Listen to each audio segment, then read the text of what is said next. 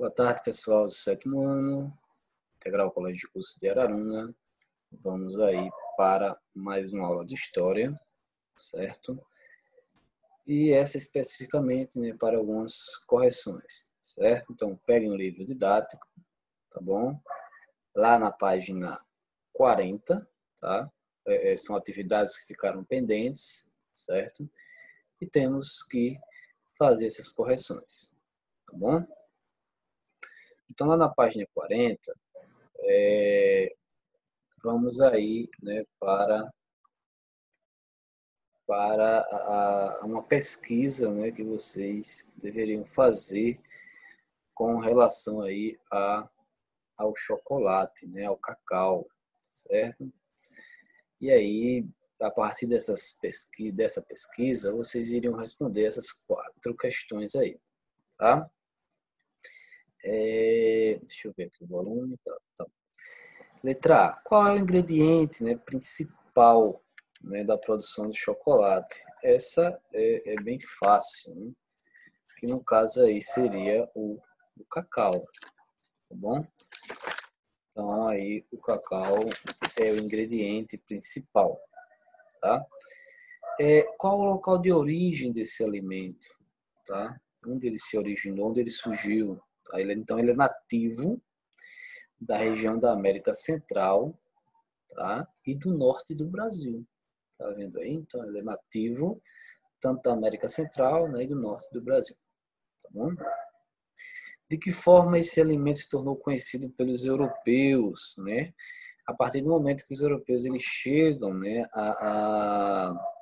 eles alcançam aí o Império Azteca, certo? Então eles entram em contato, tá? Lá em 1519, embora ele fosse produzido já na América Central, eles vão entrar em contato aí com o cacau a partir do momento que eles chegam, né, em 1519 ao Império Azteca, certo? E aí ele vai se expandindo, né? Os europeus acabam levando ele para a Europa, tá bom? Por quais mudanças o chocolate passou após a incorporação desse alimento na Europa? Quais foram as mudanças? Lembrando, né, que os nativos, os astecas, eles bebiam ele de forma amarga e através, né, derretiam ele, né, a partir de uma bebida quente e amarga, certo? Quando ele vai para a Europa, os europeus acabam adicionando outros ingredientes, né, como açúcar, tá certo? Leite, tá? Então já adicionavam açúcar, leite ao preparo, especiarias também, algumas especiarias, tá? O que vai transformar ele aí em uma bebida um pouco mais doce, né? Não tanto amarga aí como os astecas utilizavam, certo? Eles vão transformar ele em pasta também, tá bom? Então essas foram as características aí do surgimento, né, do cacau, do chocolate, o contato que eles tiveram com os europeus e as suas transformações, tá bom? Então anotem aí, certo? Corrijam alguma coisa, tá bom? Vamos lá para a página 42, tá? Certo? Lá na página 42, diz o seguinte: contam as histórias antigas que, muito tempo atrás, os homens viviam como animais sem saber plantar, nem tecer, nem construir suas casas. Andavam sem roupas, comiam raízes e carne crua. Então, em ti, o sol, viu tudo isso lá do céu e teve pena deles. Chamou seu filho e sua filha, que eram irmãos, mas também eram casados, e disse-lhes: vão para a terra e ensinem os homens a conhecer seu pai, o sol. Eles precisam ter leis, aprender a arar a terra e plantar, criar animais e construir casas e cidades. Os dois filhos, que se chamavam Marco Capac e Mama Oclo, acredito que seja assim a pronúncia, preparam-se para obedecer aquelas ordens. Os filhos de Ti foram os primeiros governantes daquele povo e reinaram com sabedoria por muitos anos, ensinando os homens a adorar o sol e a praticar a bondade, a moderação e a justiça. Eles tornaram-se os ancestrais de todos os povos incas. tem um texto aí, né, da mitologia, né, aliás, Inca, né, a forma como se criou, como se deu a organização. E aí diz a pergunta, né, o mito afirma que Manco Cápac e Mamaocua, os filhos de Sol, tornaram-se ancestrais de todos os povos incas. O que essa afirmação revela a respeito da população inca, né? E aí, o que é que vocês colocaram aí, tá? Significa dizer, pessoal, que era formada, tá, pela união de vários grupos distintos, sob a autoridade de um imperador. No caso, que seria aí, né, representado aí pelo Sol. Né? E a gente sabe que o imperador Inca, ele era, né, a descendência, né, a ligação que se tinha aí com o Rei Sol, certo? Por isso que essa mitologia, essas histórias, né, do mito da formação do Império Inca revela essas características, tá? Que foram formados por povos distintos, embora tenham aí os dois filhos, né, que vieram para o Império Inca, né, para a formação desse Império Inca, só que aí eles iam ensinar os filhos, né, ou seja, todos aqueles súditos a adorarem o Sol, certo? Quem era esse Sol? O Imperador, que era o representante aí, né, do Deus Sol no Império Inca, certo? Então, se fizeram parecido, aí vocês apenas vão acrescentando alguma coisa, tá bom?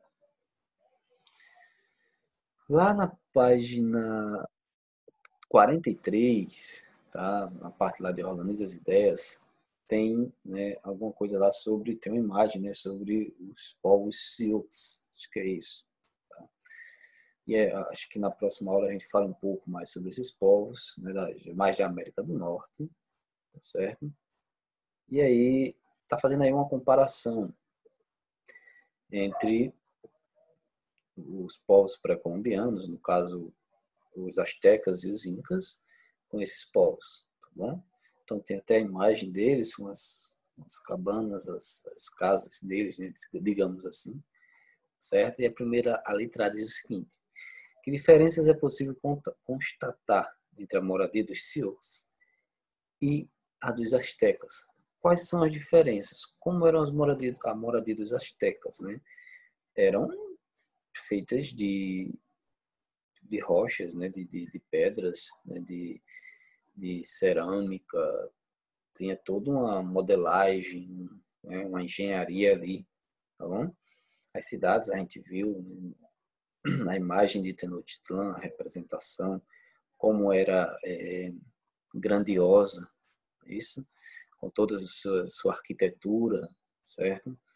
Já dos Sioux, não, são moradias simples, né? Pode perceber, vejam aí na imagem, no livro de vocês, na página 43, que eram moradias simples, tá bom?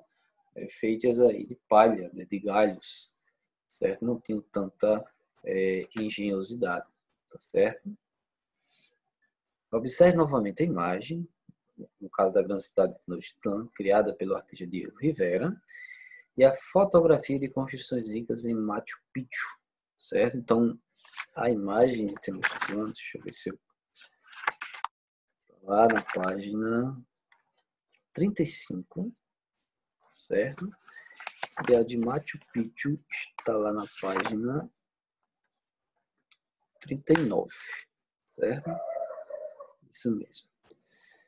O que as diferenças entre as moradias de Sioux e as construções astecas e incas podem indicar sobre o sedentarismo e o nomadismo? E aí a gente pode perceber o seguinte: sedentarismo. O que os astecas e os incas dominavam? Eles dominavam a arquitetura, eles dominavam o comércio, certo? A questão pode indicar a questão até dos sacrifícios humanos que eles faziam, né, nos centros religiosos, nas pirâmides, no caso dos astecas, certo? Uma organização social um pouco mais elaborada, um pouco mais dinâmica, um pouco mais complexa, certo? O domínio mais peculiar, mais particular da agricultura, no caso dos astecas e incas, certo? Então, isso é a questão do sedentarismo. E no nomadismo quer dizer que eles ficavam de um lado para o outro, eles não tinham moradia fixa, né? Eles não se organizavam politicamente, né? Tudo isso aí tem relação aí com as construções, tá? Com todo esse desenvolvimento. Significa dizer que os povos sedentários, né, eles eram bem mais desenvolvidos, tá? Estavam mais à frente aí que os povos nômades, tá bom? Então seria mais ou menos isso, né, que a pergunta, né, está nos tentando fazer com que a gente entenda e discuta também, tá? Certo? E aí, né, a nossa última atividade tá na página 44, tá bom? Que diz o seguinte: quando os europeus chegaram ao continente americano, a Europa estava passando por uma transição entre o período da Idade Média e o da Idade Moderna. Então, estava em desenvolvimento entre o período da Idade Média e da Idade Moderna, que a gente já estudou. Ao entrar em contato com as populações que viviam na América, os europeus consideravam as culturas nativas inferiores às deles. Reflita a respeito dessas informações e responda às questões propostas. Cite as semelhanças e as diferenças entre as culturas europeia e asteca. Qual seriam as semelhanças entre essas duas civilizações? Certo? Podemos citar, por exemplo, a questão das cidades, né? Existiam cidades na Europa, existiam cidades no Império Azteca, tá certo? Tinha um poder centralizado em alguns países, em alguns reinos, alguns estados espanhóis existiam países com governo centralizado. No caso do Azteca também, né, tinha, são semelhanças. A questão da divisão das classes sociais, tá? Existiam classes sociais na Europa, os nobres, os burgueses, os camponeses, tá? O clero. Existiam classes também no Império Azteca, certo? O imperador, os nobres, né? Os militares, né? Os chefes militares, os líderes, tá certo? E tinham os camponeses, e tinham os escravos também, certo? Então, são semelhanças que podemos citar. No caso da Europa, tem a questão da religião, que no caso da Europa, no caso da diferença, né, seria a questão religiosa. Os europeus não faziam sacrifícios humanos, a religião era cristã.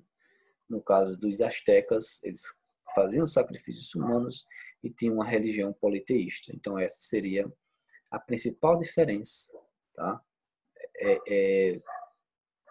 Que podemos citar aí entre europeus e o Império Azteca. Tá bom?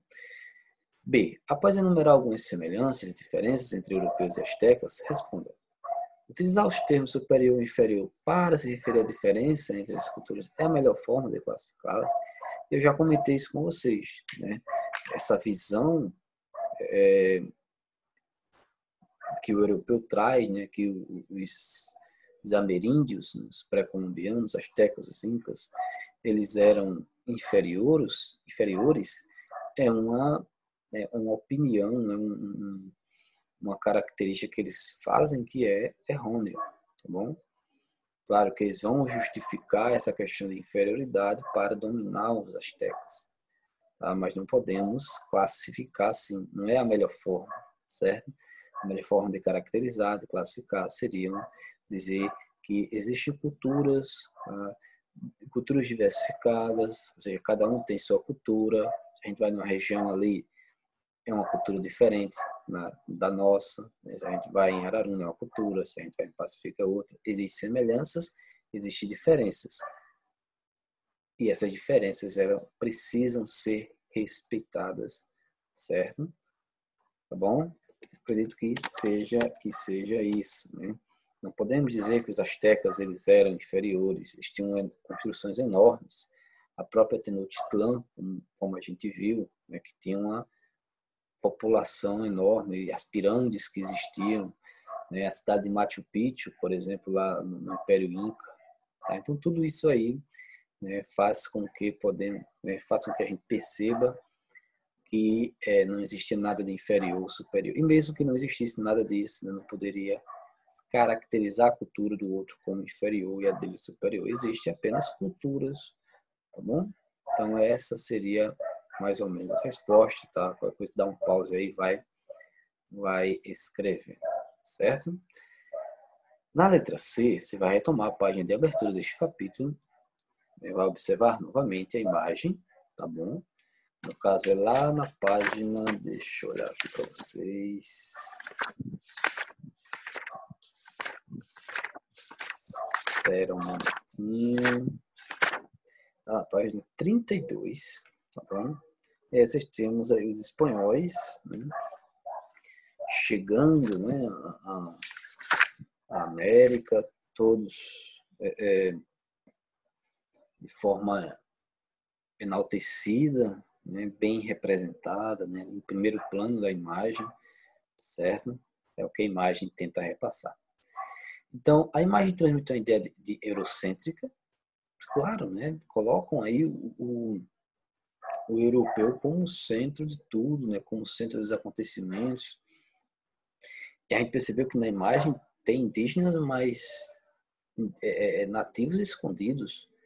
Então, eles colocam os espanhóis e os europeus em primeiro plano para enaltecê-los, né? Para enaltecer sua cultura, tá bom? Por isso que eles colocam, tá? Então, de certa forma, eu já respondi aí a questão, tá? Porque eles queriam enaltecer o fato que eles estavam, como eu posso dizer, o fato que eles acabaram de fazer, né? Então, tudo isso aí é para enaltecer a figura aí do espanhol, tá?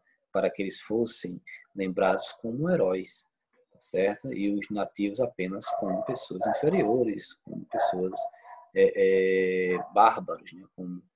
Como eles caracterizavam, tá bom? Então essa é a nossa aula.